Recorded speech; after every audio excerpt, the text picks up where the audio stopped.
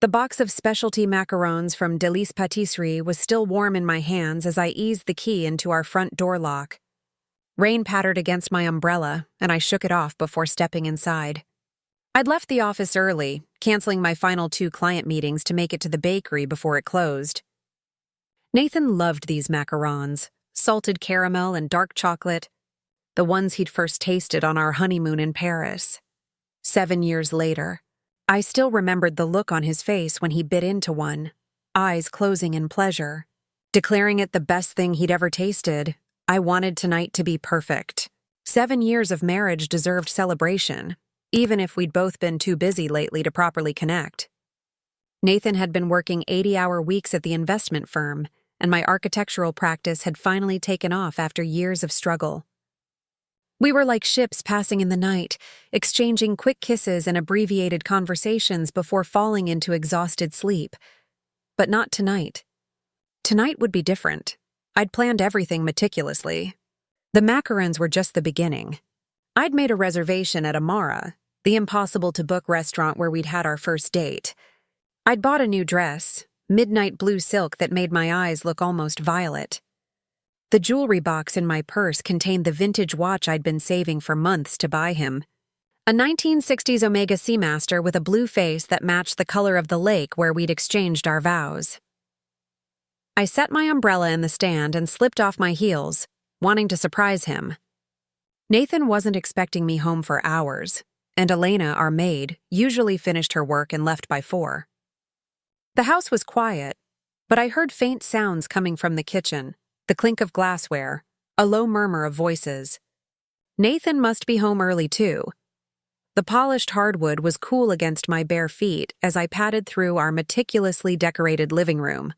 All clean lines and neutral tones with carefully curated pops of color, a physical manifestation of the controlled precision with which I approached life. Everything in its right place. That's when I heard it. A laugh.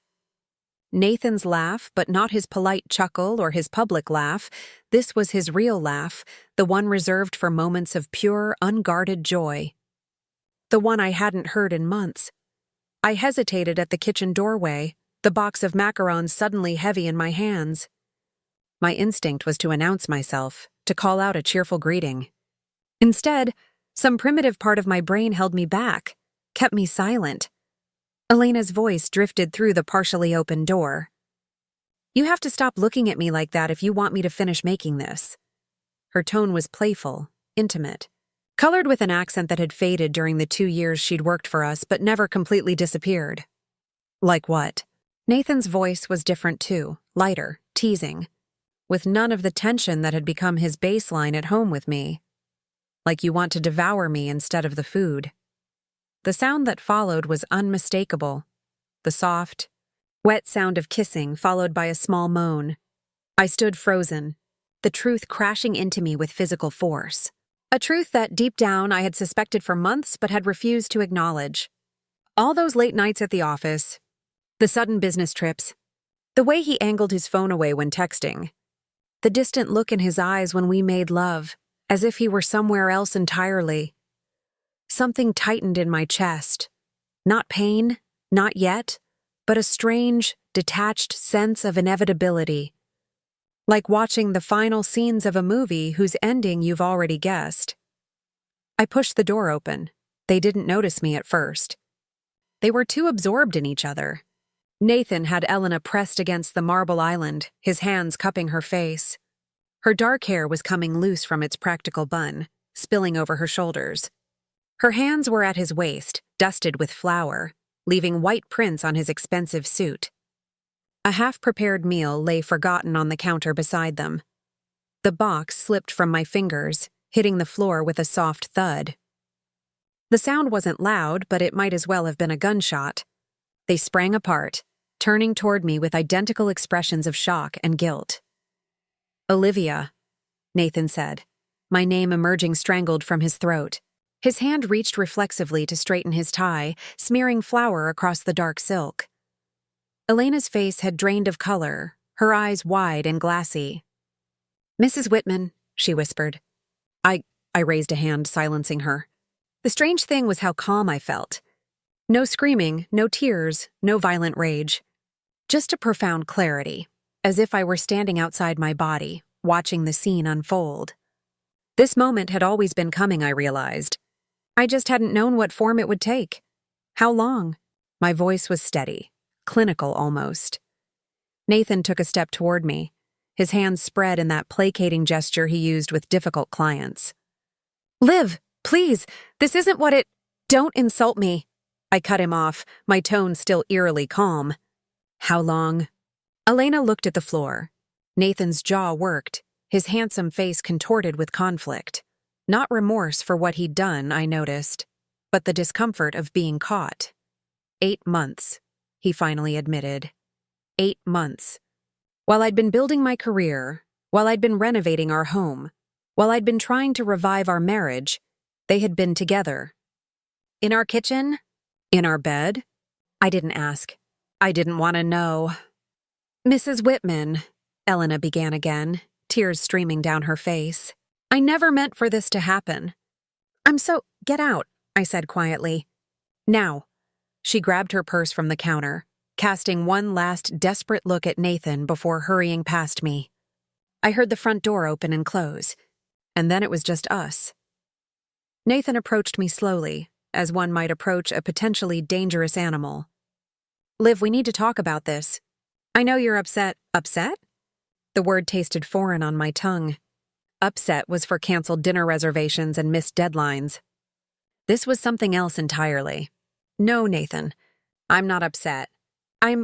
But I couldn't finish the sentence because I didn't know what I was. The emotions were there, massive and threatening, but held at bay by a wall of shock. "I didn't want to hurt you," he said, reaching for my hand. I stepped back. "Don't touch me." He ran his fingers through his hair, a gesture so familiar it made my heart twist painfully. "It just happened, Liv. We've been so distant lately. You're always working, always focused on your projects. So this is my fault?" The calm was beginning to crack, anger seeping through. "You fuck our maid because I'm building a career?" He winced at my language. I rarely swore. "That's not what I meant. It's just— Elena makes me feel seen, appreciated. When was the last time we really connected, Liv? When was the last time you looked at me the way you look at your building plans?" The question hit me like a slap. Had I been neglecting him?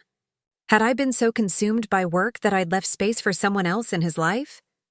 For a brief, disorienting moment, I felt a flicker of guilt. Then I remembered the macarons. The restaurant reservation. The watch. "Today is our anniversary," I said. The color drained from his face.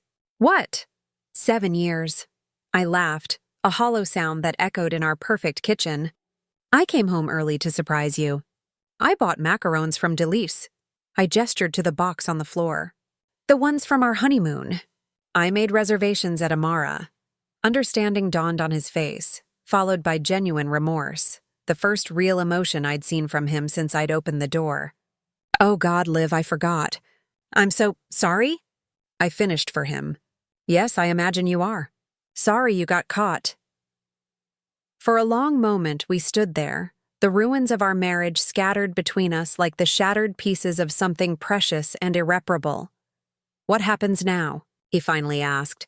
That was the question, wasn't it? What happened now? The script for this moment called for tears, recriminations, perhaps throwing things. But as I stood there, looking at this man who was suddenly a stranger to me, I realized I didn't want to follow that script. I didn't want to be the betrayed wife, pitiable and broken. I didn't want to scream and cry and beg. I wanted something else entirely. "Now," I said, a plan forming in my mind, "I'm going upstairs to change. Then I'm going to Amara. I have a reservation after all." Confusion crossed his face. "You're going out to dinner now?" "Yes." I turned to leave, then paused, looking back at him. "Don't be here when I get back." "What do you mean?" "I mean, pack a bag and get out. Stay with Elena. Stay at a hotel. I don't care. Just don't be here." He stepped toward me, desperation in his eyes. "Olivia, please. We need to talk about this. We can work through it. Couples do it all the time. We can get counseling." "No," I said simply. "We can't." As I climbed the stairs to our bedroom, I could feel the shock beginning to wear off, the pain starting to seep in around the edges of my consciousness. But there was something else, too, something unexpected, a fierce sense of liberation. For years, I'd been trying to be the perfect wife, the perfect architect, the perfect everything. I'd been holding our marriage together through sheer force of will, refusing to see the cracks that had been there all along. Now I didn't have to pretend anymore. In our bedroom, no, my bedroom now, I slipped out of my work clothes and into the midnight blue dress I'd bought for our anniversary. I applied fresh makeup with a steady hand, covering the pallor that shock had brought to my face.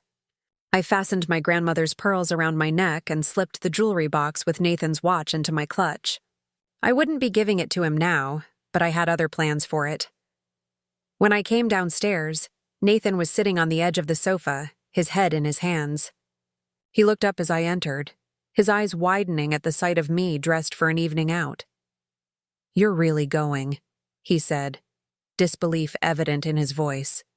"I am." I picked up my coat and purse. "Alone?"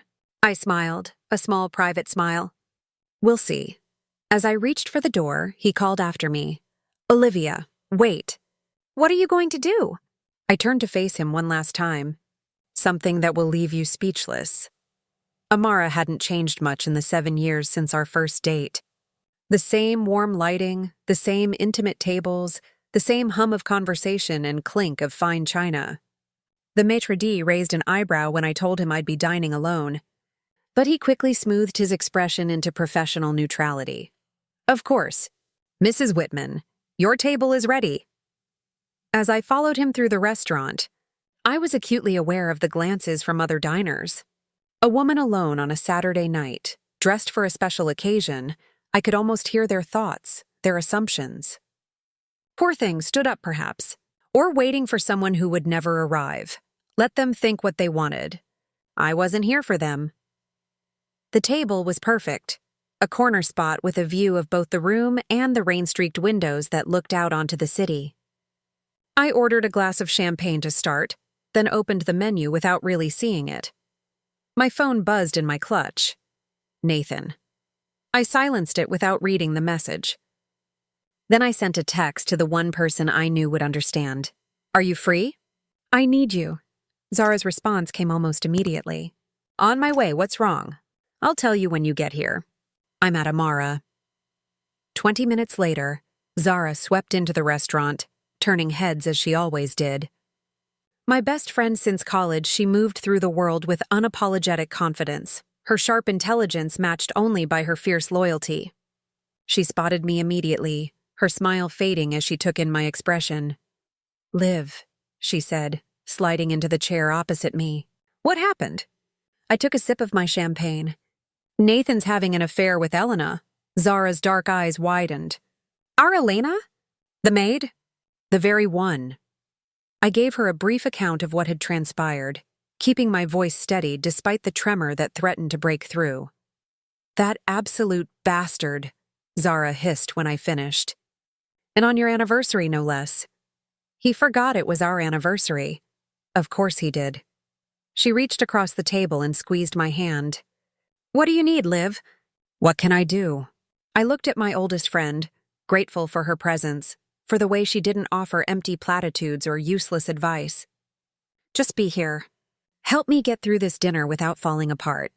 Tomorrow I'll call a lawyer, but tonight we eat," she finished for me, waving over the waiter. "And we drink. And we plot his downfall." Despite everything, I smiled. This was why I loved Zara.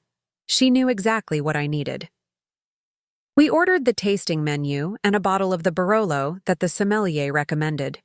As we ate, Zara kept the conversation flowing, distracting me with work stories and gossip, making me laugh despite the hollow ache in my chest. By the time the dessert arrived, a delicate panna cotta with seasonal berries, I had almost forgotten why we were there.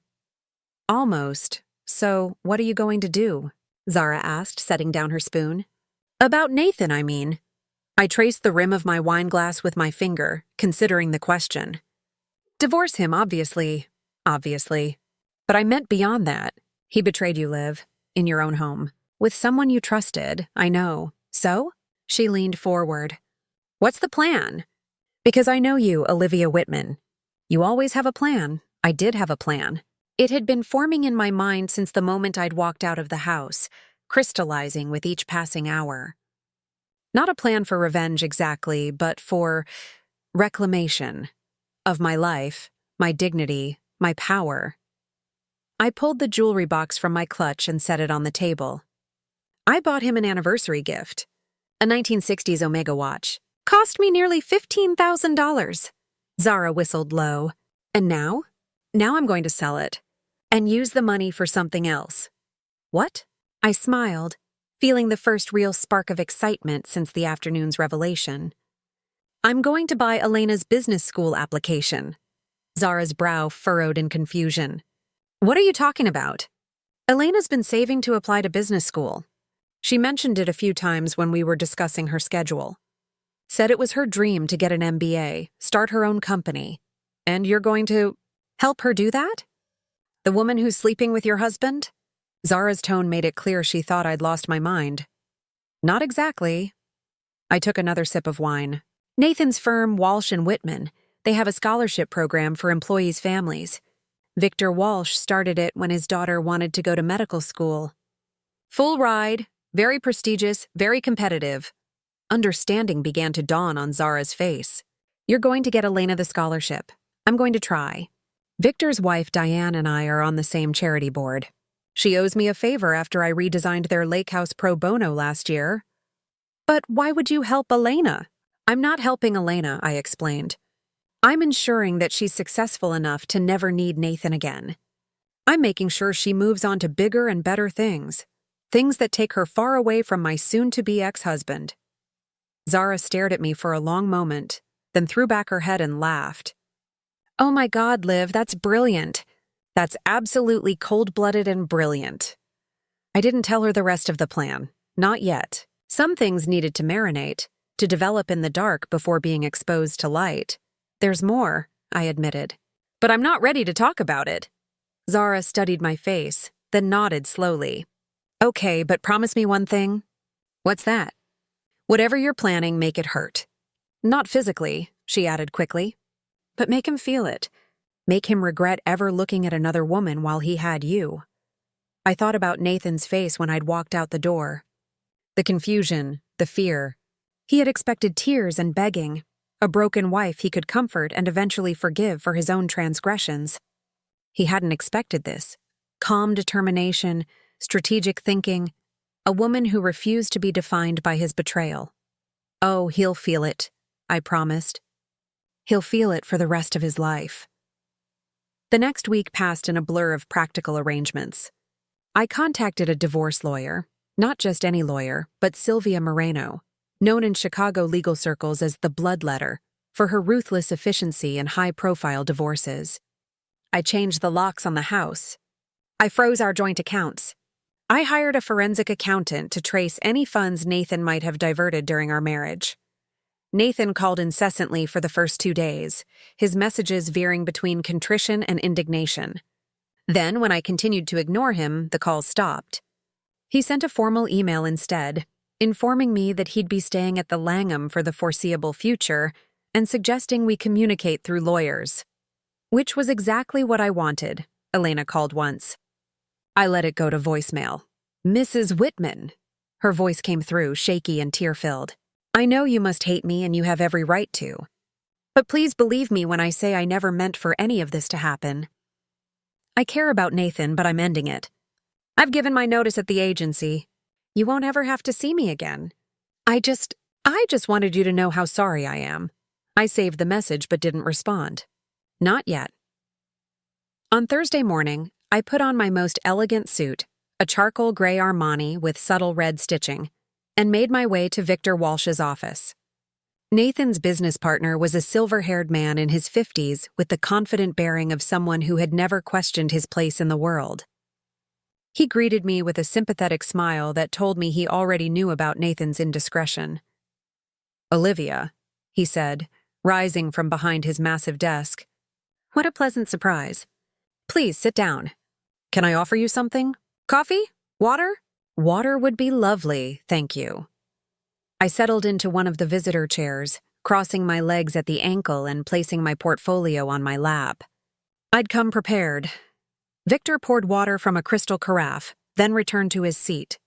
I was sorry to hear about you and Nathan, he said, his tone carefully modulated to convey the right amount of regret without overstepping. These situations are always difficult. Yes, they are, I agreed pleasantly. But I'm not here to discuss my marriage, Victor. I'm here to discuss business. His eyebrows rose slightly. Business? I opened my portfolio and removed the first set of documents. As you know, my firm has been looking to expand. We've been approached by several potential investors, including Meridian Capital. Victor's expression sharpened. Meridian Capital was one of his firm's biggest competitors, and they'd been trying to poach Nathan for years. I wasn't aware you were in talks with Meridian. We weren't, until recently. I passed him the documents, preliminary term sheets for a substantial investment in my architectural practice. They're offering very favorable terms, full creative control, resources to expand nationally, the works. I see. Victor scanned the documents, his frown deepening. And you're telling me this because... Because I'm also here to discuss the Walsh and Whitman Scholarship Fund. Now he looked genuinely confused. The scholarship fund? Olivia, I don't understand what one has to do with the other. I took a sip of water before continuing. I have a candidate I'd like to recommend for this year's scholarship. Elena Morales. She's been working as household staff while saving for business school. She's intelligent, hardworking, and exactly the kind of person your program was designed to help. Victor's eyes narrowed as understanding dawned. Elena Morales. Would this be the same Elena who... Yes, I cut him off. The very same. And before you ask, yes, I know about her relationship with my husband. That's precisely why I'm here. You want me to give a scholarship to the woman who's having an affair with Nathan? His tone suggested he thought I might be having some sort of breakdown. I want you to consider her application on its merits, I corrected, which are substantial. She's maintained a 4.0 GPA in night classes at Chicago City College while working full-time. She's fluent in 3 languages. She has clear entrepreneurial goals. Victor leaned back in his chair, studying me with newfound interest. And if I refuse? I smiled, sliding the Meridian documents back into my portfolio and removing a second set. Then I signed these papers accepting Meridian's investment. And, as part of our agreement, I become their exclusive architectural partner for all new development projects in the Midwest. Blackmail, Olivia? I wouldn't have thought it of you. Not blackmail, I clarified. A choice. You can help a deserving young woman achieve her dreams, or you can lose access to one of Chicago's most sought-after architectural firms. Either way, I win, and Nathan loses, Victor observed shrewdly. I didn't deny it. Nathan made his choices. Now we're all living with the consequences. Victor was quiet for a long moment, tapping his fingers against his desk. Finally, he laughed, a short, surprised sound. You know, Olivia, I always told Nathan he married up. Now I see just how right I was. He extended his hand. Send me her application. I'll make sure the committee gives it proper consideration. I shook his hand, satisfaction coursing through me. Thank you, Victor. As I stood to leave, he added, For what it's worth, I think you're handling this all wrong. But I respect the hell out of it. I paused at the door. Handling what wrong? The affair.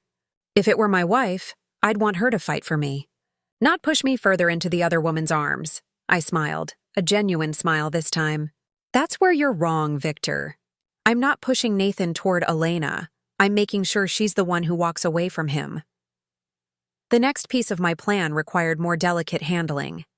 On Friday afternoon, I went to the coffee shop where Elena worked part-time on weekends, a detail I'd learned from her employment application. I arrived just before her shift ended, ordering a cappuccino and taking a seat in the corner where I could watch the door.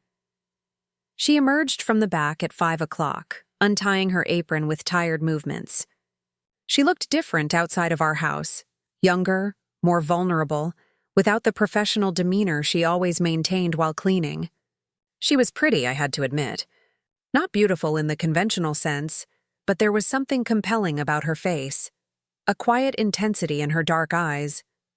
When she spotted me, she froze, color draining from her face. For a moment, I thought she might flee. Instead, after a visible internal struggle, she approached my table. "Mrs. Whitman," she said quietly, her hands twisting together. "I didn't expect to see you here." "Sit down, Elena," I said, gesturing to the chair opposite me. "Please." She hesitated, then slowly lowered herself into the seat, perching on the edge as if ready to bolt at any moment. "I got your message," I told her. "About being sorry," she nodded, unable to meet my eyes. "I meant it. I never wanted to hurt you. And yet you did." My voice was calm, matter of fact. "You came into my home, accepted my kindness, and slept with my husband." She flinched as if I'd struck her. "Yes, why?" The question seemed to surprise her. She looked up, finally meeting my gaze. "Why?" "Yes, why?" "I'd like to understand. Was it for money, security? Or was it actually about Nathan?" She was quiet for a long moment, considering her answer. "It started as just attention. He noticed me. He asked questions about my life, my dreams. No one had done that in a long time." She twisted the silver ring on her thumb, a nervous habit I'd noticed before. "Then it became something more. Or I thought it did. And now? Now I know it wasn't real. He told me—" She hesitated. "What did he tell you?" "That you were distant. That you didn't care about him anymore. That your marriage was basically over." She shook her head. "But the way you looked that day in the kitchen, that wasn't the look of someone who didn't care." I absorbed this, feeling a fresh wave of anger at Nathan's manipulations. "He lied to you." "Yes." Her voice was barely audible. "I think he did." I reached into my bag and withdrew an envelope, placing it on the table between us. "I have something for you."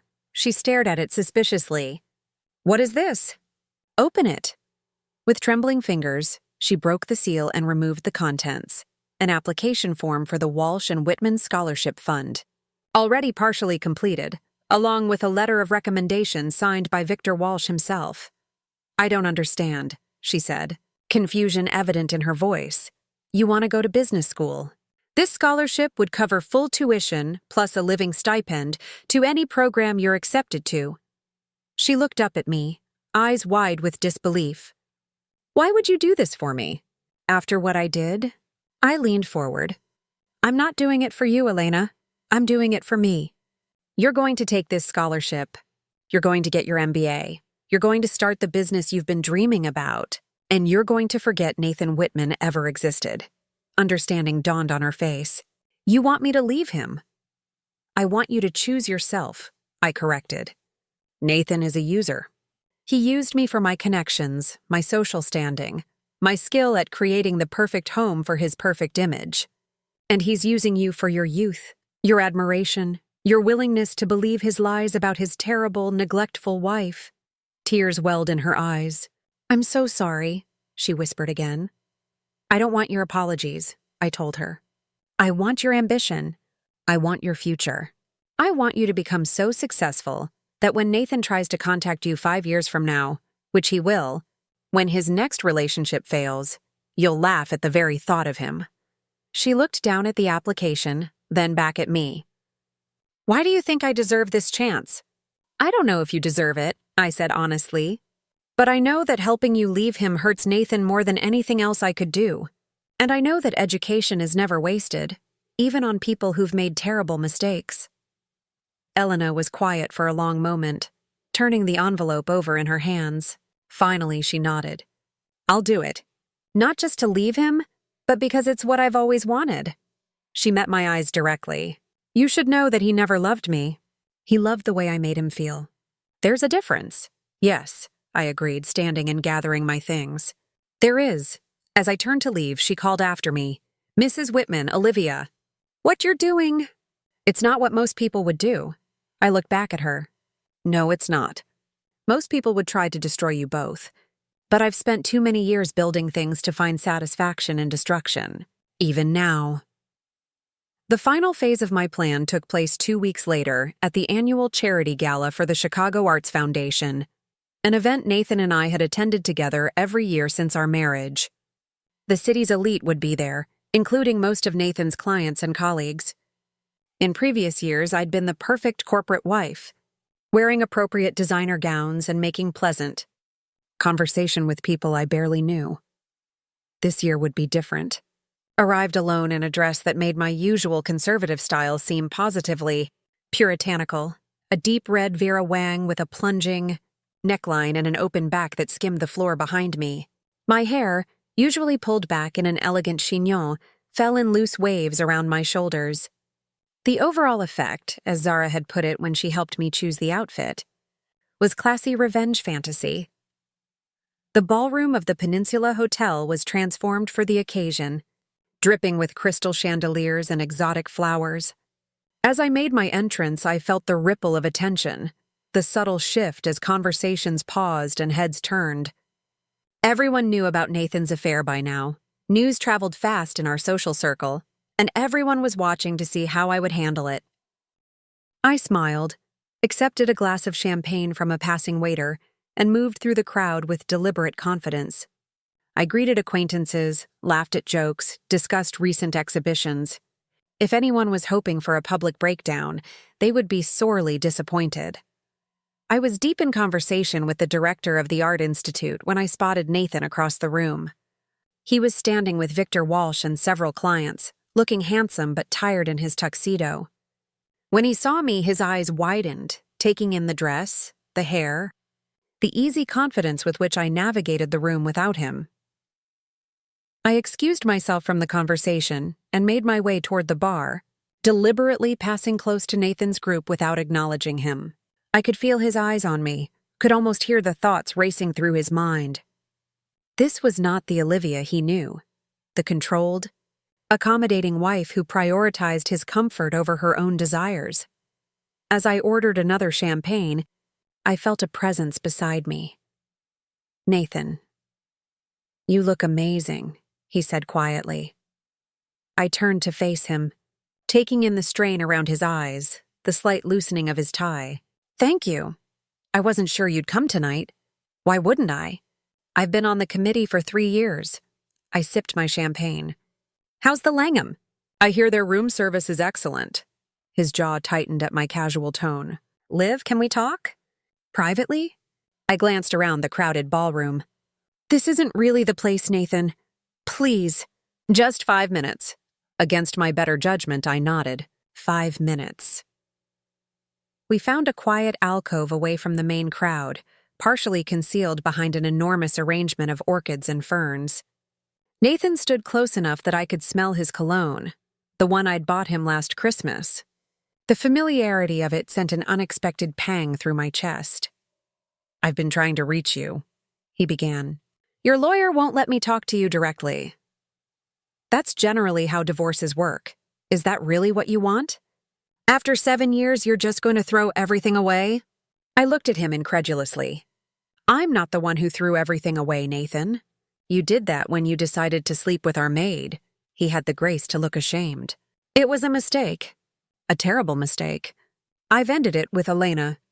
"She ended it with you," I corrected him. "After she received her scholarship notification." Confusion crossed his face. "Scholarship? What are you talking about?"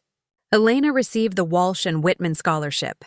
Full ride to Kellogg School of Management. She starts in the fall." Nathan stared at me, comprehension slowly dawning. You did this." "I did. Why? To punish me?" "No, to free her from you." I set my empty glass on a nearby ledge. "And to free myself." "Olivia, please." He reached for my hand, and for the first time since discovering the affair, I didn't pull away. "I love you. I never stopped loving you. What happened with Elena it was just physical. It didn't mean anything." "That's worse, not better." I looked at him, really looked at him, and felt a strange sense of clarity. "You know what I realized, Nathan? I've spent our entire marriage trying to be what you needed. The perfect hostess. The supportive wife. The woman who never complained when you missed dinner or forgot important dates. That's not true. It is true. And the sad part is, I thought that's what love was. Constantly accommodating someone else's needs at the expense of your own. But that's not love. That's just slow suffocation. He shook his head. You're twisting everything. We were happy, Liv. We can be happy again. I'll do whatever it takes. Therapy, total transparency, anything. I smiled, a genuine smile tinged with sadness. The thing is, Nathan, I don't want to be happy with you anymore. These past 3 weeks, as painful as they've been, have also been illuminating. I've remembered who I was before I met you. What I wanted. What I dreamed about. And what was that? He asked, a desperate edge to his voice. Freedom. The courage to take risks. A life that wasn't measured by how well it photographed for Christmas cards. You can have all that. With me, we can start over. I shook my head. No, I need to start over without you. As if on cue, a familiar voice called my name. I turned to see Marcus, my brother, approaching with a smile. He embraced me warmly, then nodded coolly to Nathan. Whitman. Marcus, Nathan acknowledged stiffly. My brother had never bothered to hide his dislike for my husband. Sorry I'm late, Marcus said to me. Client dinner ran long. You look incredible, by the way. Thank you. I turned back to Nathan. Your 5 minutes are up. Something hardened in Nathan's expression as he looked between Marcus and me. So that's it? You're already moving on? Marcus laughed. Don't be ridiculous. She's my sister. Half-sister, Nathan corrected automatically. A petty reminder of a distinction neither Marcus nor I had ever cared about. I stepped away from Nathan, linking my arm through my brother's. Goodbye, Nathan. I'll see you at the deposition next week. As we walked away, Marcus murmured, You okay? I'm getting there, I told him truthfully. We rejoined the gala, and for the rest of the evening, I danced and laughed and conversed with a freedom I hadn't felt in years. Occasionally, I caught Nathan watching me from across the room, his expression a mixture of longing and regret. But mostly, I didn't think about him at all. 1 year later, I stood on the balcony of my new apartment, watching the sunset paint Lake Michigan in shades of gold and pink. The divorce had been finalized 6 months ago, messier than I'd hoped, but cleaner than I'd feared. I'd kept the house but decided to sell it, unable to live with the memories it contained. The proceeds had funded this place, a sleek, modern space with floor-to-ceiling windows and a view that never failed to take my breath away. My phone buzzed with a text from Zara. Still on for dinner? Got news! I smiled, typing back, absolutely. 7:30 at Luca's. As I set the phone down, I noticed the envelope that had arrived earlier that day. The return address was Kellogg School of Management at Northwestern University. I'd recognized Elena's handwriting immediately, but had set it aside, uncertain whether I wanted to open it. Now watching the light fade over the water, I picked up the envelope and carefully broke the seal. Inside was a card, simple and elegant. Olivia, I debated for a long time whether to write this. I still don't know if it's the right thing to do. But as I finish my first year of business school, I keep thinking about how differently things might have turned out without your intervention. I won't ask for forgiveness. What I did was unforgivable. But I want you to know that the opportunity you created for me has changed my life in ways I never imagined possible. I'm launching a small consulting firm next summer, helping immigrant entrepreneurs navigate the American business landscape. None of this would have happened without you. I once asked why you thought I deserved a second chance. I still don't know the answer, but I promise you I won't waste it. With gratitude and respect, Elena ran my fingers over the words, feeling an unexpected sense of peace. There was no anger anymore, no burning desire for retribution, just the quiet satisfaction of having made choices that served me instead of destroying someone else. My phone buzzed again, a news alert this time. I opened it to find an article about Nathan. His firm was under investigation for financial improprieties. Victor Walsh had distanced himself, suggesting that any irregularities were the work of a single partner acting alone. Nathan's fall from grace was public and precipitous. I closed the article without reading further. Whatever happened to Nathan now was no longer my concern. I had rebuilt my life piece by piece. My practice was thriving. I was dating someone new, slowly, cautiously. And for the first time in years, I was making decisions based solely on what I wanted, not what was expected of me. As I prepared to leave for dinner, I caught my reflection in the window, a woman transformed not by betrayal, but by her response to it. Not a victim, not a vengeful ex-wife, but something more complex and powerful. A woman who had discovered that sometimes the most devastating response to betrayal isn't destruction, but creation. Not tearing down, but building something new from the ruins. That was what had left everyone speechless. Not a dramatic confrontation or a public scene, but the quiet, unstoppable force of a woman reclaiming her power on her own terms. And as I stepped out into the evening, I knew that this feeling of complete ownership of my life, was the true revenge. The kind that healed instead of harmed. The kind that would sustain me long after the pain of betrayal had faded to a distant memory. I closed the door behind me, leaving the past where it belonged. Inside, behind me. Gone. And that wraps up today's story. Now we want to hear from you. Where are you watching from? Drop your city or country in the comments, and let's see how far these stories reach. If this story moved you or gave you chills, give it a like, share, and subscribe for more powerful stories. One last thing, rate the story from 1 to 10 in the comments. Your feedback helps us bring you even better ones next time. Thanks for watching. We appreciate you being part of this storytelling journey.